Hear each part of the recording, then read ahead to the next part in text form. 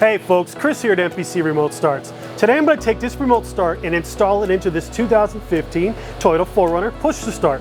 So let's get started. Alright, to begin our install we're going to need to remove the sill board here and this left kick panel.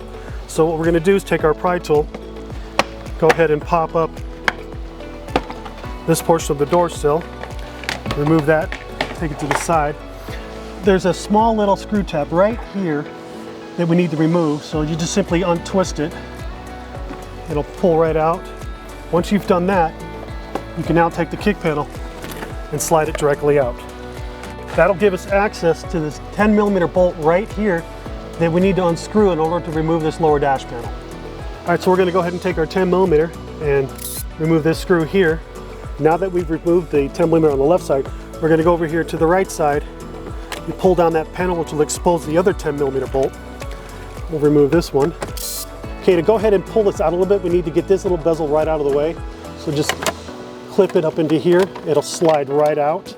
That's going to give us access to here, where we can now loosen that up. And we'll finish over here on the left-hand side. So now that we've gotten that out, it's going to allow us to drop this straight down and access our ECU. Okay, to access the steering lock connector, we're going to have to remove the lower jacket of the steering column. There's two screws on each side of the steering wheel, one here and then one on the other side. We're going to go ahead and remove this screw here. Okay, with that screw removed, we're going to go ahead and do the other side. Okay, we've turned the steering wheel to the other side, now we're going to go ahead and remove this screw. Okay, that'll loosen up the steering column jacket and allow us to pop it right open.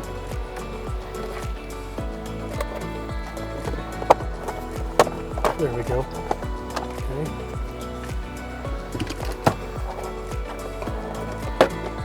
And there we go, that'll access the bottom. All right, so this is the steering lock module. This is the steering lock connector.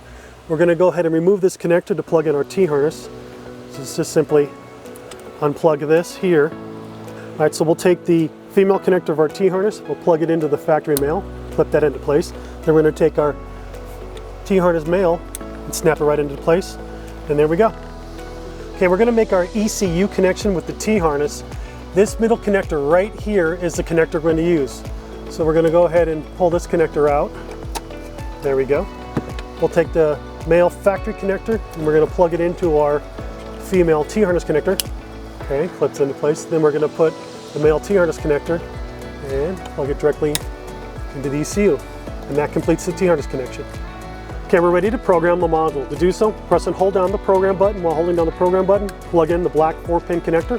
The lights are going to change colors. Let go when you see a solid single blue light. There we are.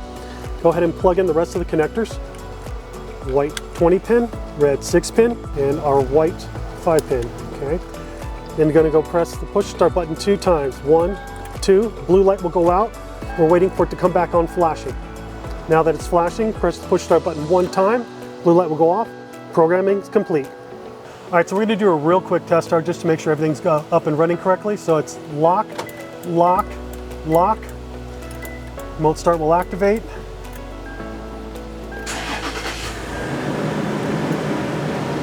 Vehicle starts real good. All the lights are on, everything's running correctly. We go ahead and step on the brake pedal. And now we're ready to button everything up.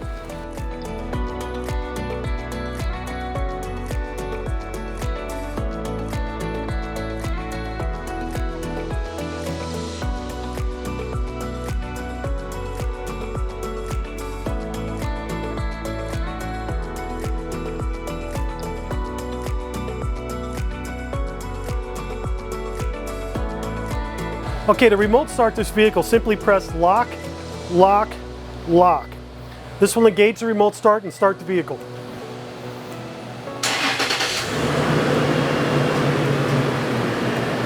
So to do takeover, go ahead and unlock the vehicle.